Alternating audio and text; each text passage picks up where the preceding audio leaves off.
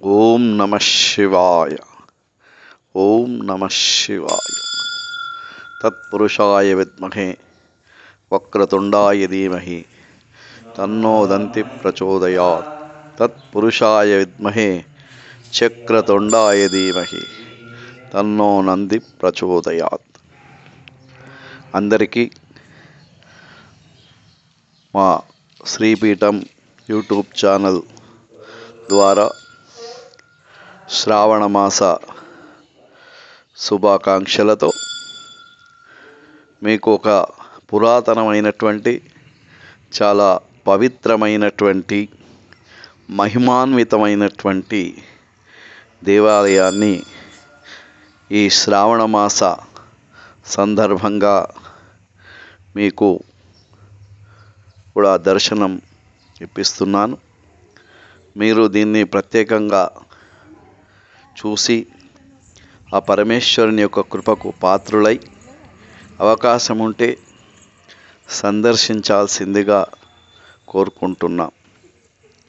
ఈ దేవాలయం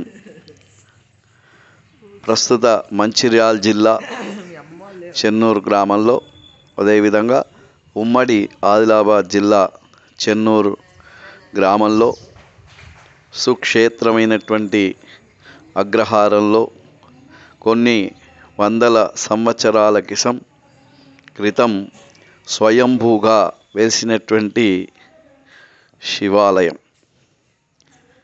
ఇది చాలా పవిత్రమైనటువంటిది.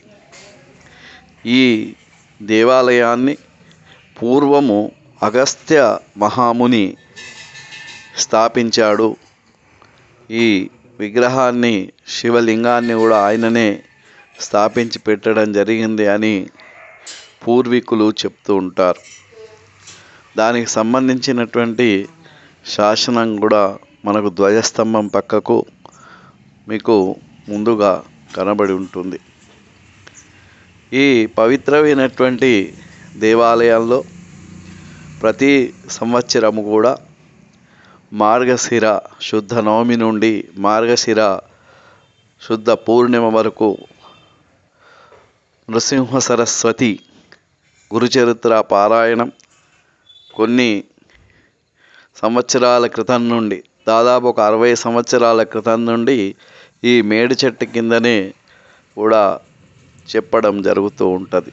దీనికి కొన్ని వేల మంది, వందల మంది భక్తులు ఈ పారాయణ పురాణాన్ని వినేందుకు తరలి వస్తూ ఉంటారు. అంత గొప్పనైనటువంటి దేవాలయం ఈ అంబాగస్తేశ్వర స్వామి దేవాలయం. దత్తాత్రేయుడు కూడా ఈ దేవాలయంలో వెలిసి ఉన్నాడు. ఈయనే అగస్త్య మహాముని అని. మనకు ఆ చుట్టుపక్కల దూరం నుంచి కనబడేటువంటి ఒక ప్రాకారం, ఆ చెరువు కట్ట, దీన్ని పూర్వము అగస్త్య గుండమని కూడా పిలుస్తూ ఉండేవారని ప్రతీక. ఇటువంటి దేవాలయంలో ప్రతి శ్రావణ మాసం రుద్రాభిషేకం చేసుకోవడం చాలా మహిమాన్వితమైనటువంటిది. ఈ శివలింగం కూడా చాలా మహిమాన్వితమైనటువంటిది. ఇక్కడ మీకు కనబడేటువంటి శివలింగం చాలా గొప్పనైనటువంటిది, స్వయంభూ. తన ఎదురుగా అమ్మవారు, సాక్షాత్ అమ్మవారు. అమ్మవారి కృప ఎల్లప్పుడూ అందరికీ కలుగుతూ ఉంటుంది.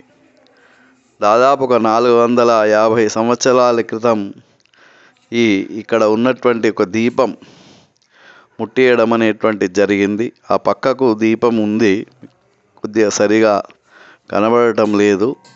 అటువంటి ఆ దీపం కూడా 450 సంవత్సరాల నుండి ఆ దీపాన్ని మనం చూస్తూ ఉన్నాం.